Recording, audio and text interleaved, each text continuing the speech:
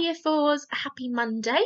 As much as we'd like to spend the next week like my cats are right now, super snuggled up, sleeping as they always are, we've got lots of work to do instead. Save that for the weekend. Well done for last week's work. It was great to see that more of you are now managing to submit some work. Been some amazing things. Keep that up. Lots of detail from some of you in your guided read and your RE work, and hopefully you're all whizzes at division now. A little bit about this week's work. Monday maths, we're going to carry on with a little bit of division so we can have a go at some word problems. And then for the rest of the week, we're going to be looking at time. So lots of different activities there for you. And like it was this week, they'll come up each day.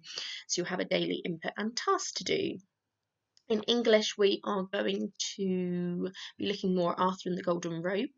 Over the next few weeks, we're going to be exploring the book, getting to know the setting, the characters, thinking of how we can write really good descriptions, so that eventually we're going to write kind of our own version of the story, but we're going to build up to that, so bear with me, but hopefully you'll enjoy that, as you had some great predictions about the story from your guided read. And then we are going to start our Viking topic. I held fire because we weren't quite sure what was happening, but I think let's start learning about them and we can carry on in school if we don't get through everything we'd hoped to. So this week it's kind of just starting to explore who were the Vikings, when were they around, what did they do.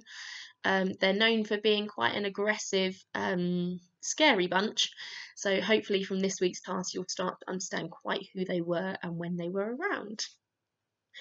I have put as one of your tasks this week is handwriting, because obviously we're using screens lots and we need to still be practicing that, like I spoke about in my last video.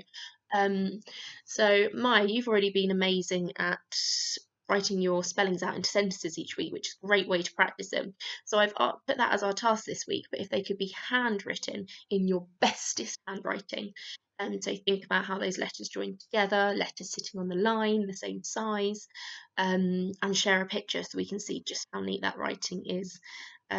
Keeping up that handwriting practice will really help because you've all been working so hard on it, and when you're typing on a screen all the time, isn't it, those sort of skills will go out the window.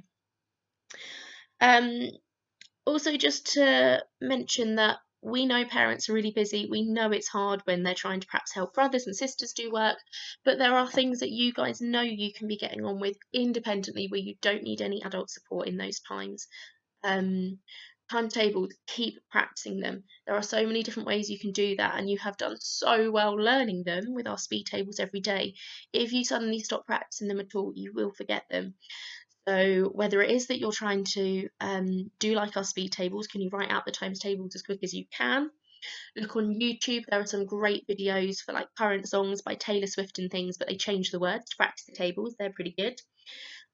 You might just try and time yourself for how quickly you can go through them. For you tech savvy ones, you can even ask Alexa to go through the tables. Ask her to call out a table and see if you can answer before her. So there's another one, but don't wind your parents up with that one. So times tables, make sure you're still trying to read daily. You can always share on our stream, our blog, what you've been reading. That'd be lovely to hear.